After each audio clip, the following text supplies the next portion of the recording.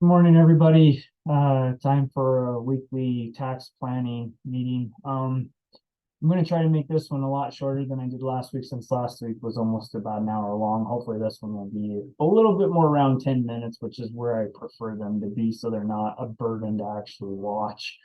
So today I want to talk about the differences between hiring an employee versus hiring a contractor. Now, so this would be like you're growing your business. It's time to hire help to help you run your business, whether you're a fitness coach and hiring additional coaches, you're running a retail business, you need to hire people to help box up goods to mail out. You're hiring a marketing manager, you're hiring a business manager, whatever, right? Like, so you're hiring somebody to help you with running your business. Now, there's two ways you can hire somebody. You can hire them as an employee, or you can hire them as a contractor. Now, some states have different rules, like there's things called statutory employees and all these other things. In reality, it is really only an employee or a contractor. Another names that you might hear is W-2 employee or a 1099 contractor. Those are the actual tax forms for the type of person.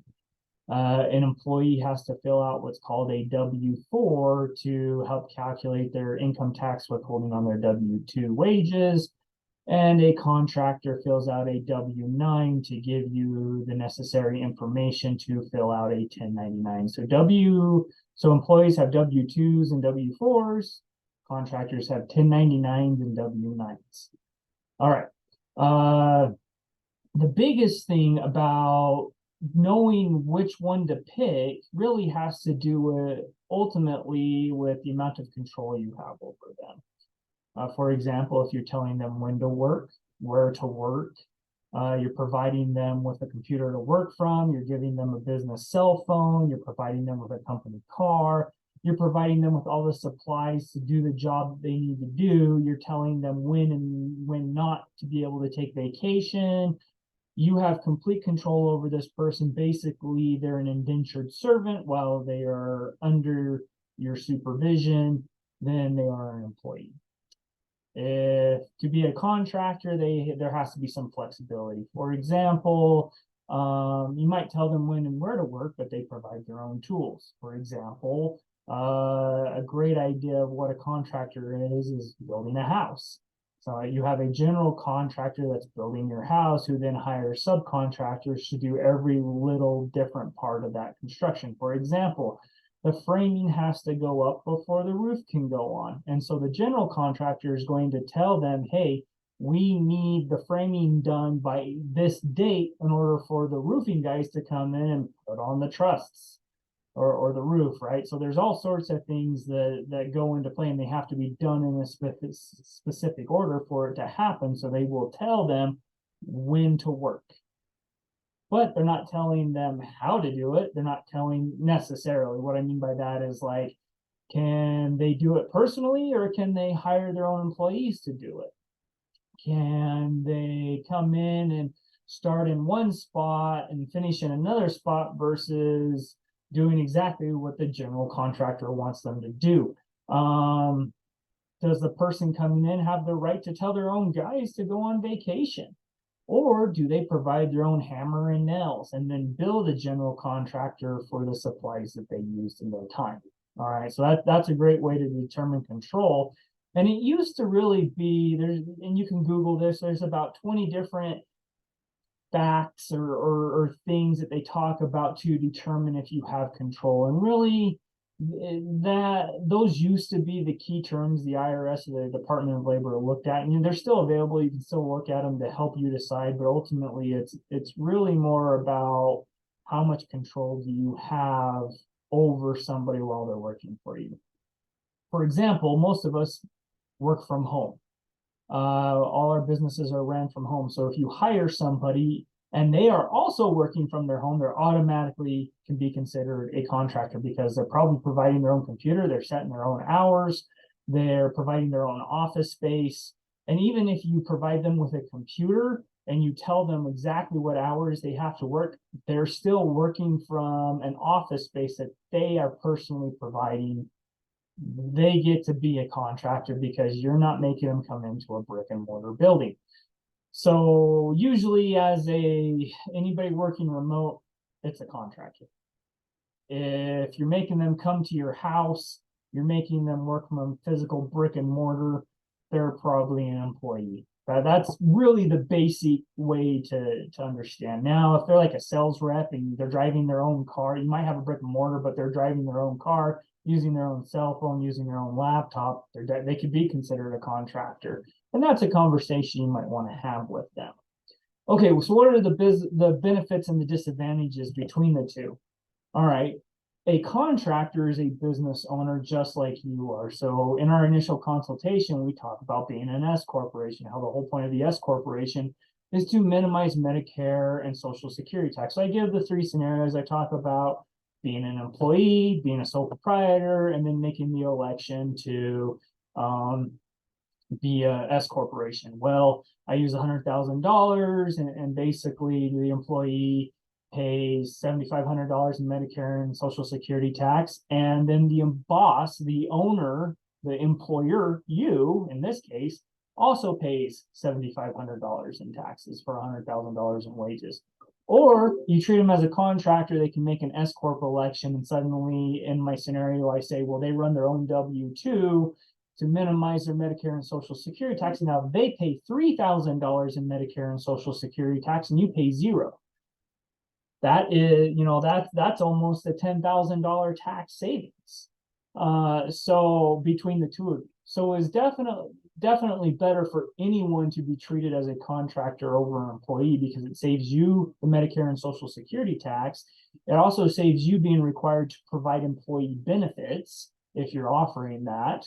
And it allows them to then elect to be an S corporation, run their own W-2, minimize their Medicare and Social Security tax, and get aggressive on their business expenses. So an employee, even if they work at home, can't write off their home office deduction. They can't write off their car. You can compensate them for those expenses if they're paying for them out of their own pocket. For example, they work from home, they're going to have electricity they're using, they're going to have internet they're using, they're going to use their phone. And most states actually have labor laws that require you to compensate them for that because they can't write them off as expenses.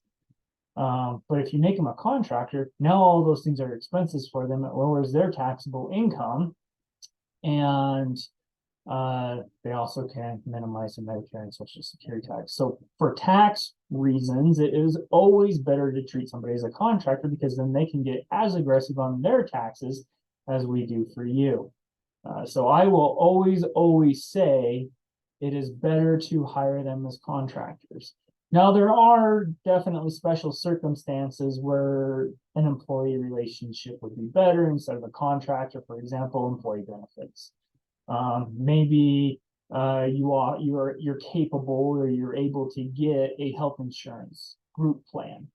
Typically, I found that group plans for small businesses are more expensive for health insurance premiums than to just send them to the exchange or get private insurance themselves. But if you happen to find something that works well for you, maybe you can provide health insurance, and that might be a reason why you would hire somebody as an employee. Maybe so for example, one time I hired a college student to work for me. She had a special visa that wouldn't allow her to be a contractor. She had to be an employee. So I hired her as an employee, but that was again a special circumstance. And the moment we were able to transition her to a contractor, we will. And that's all based on her visa requirements.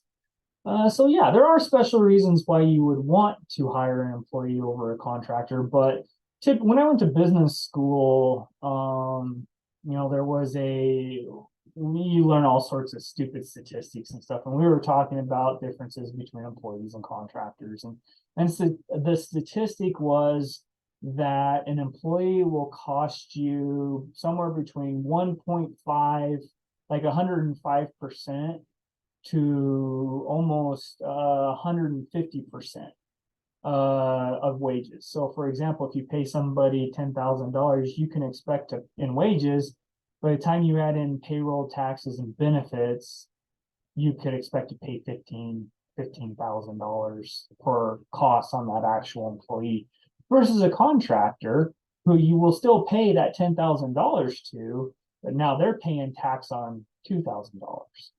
And so that it's always better. It's better for everybody involved to be treated as contractors, because they lower their taxes, they end up with more cash in their pocket than a traditional employee. For example, when I'm recruiting, I'll tell people, hey, if you let me hire you as an employee, I might pay you $40,000 a year, but you're going to live like you're making $60,000 a year, because you pay less taxes than that person that's receiving the W-2 at $40,000 a year. So it puts more cash in your pocket. So these are just some things to consider when it comes time to hire somebody. It is better for everybody to be treated as a contractor. If they have a hard time understanding that, then maybe you don't want to hire them.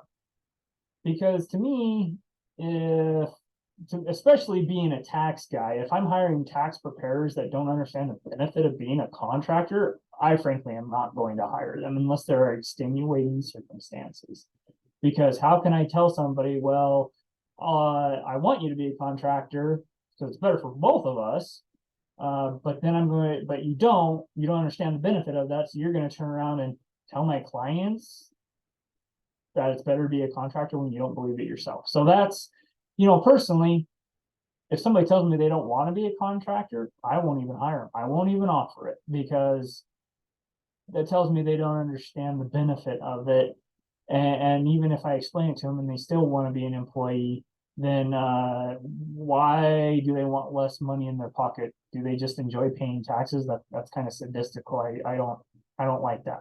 So that's my stance on it. That's the stance that I take, that I literally won't even offer a job to somebody if they want to be an employee over a contractor.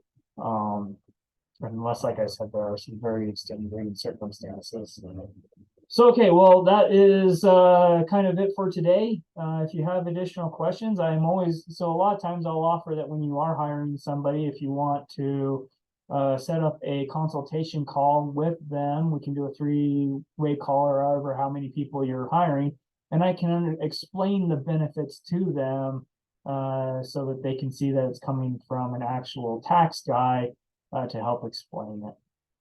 Anyway, I hope this is beneficial to you as you consider hiring staff and how is best to hire them. Okay, thank you. Have a wonderful weekend.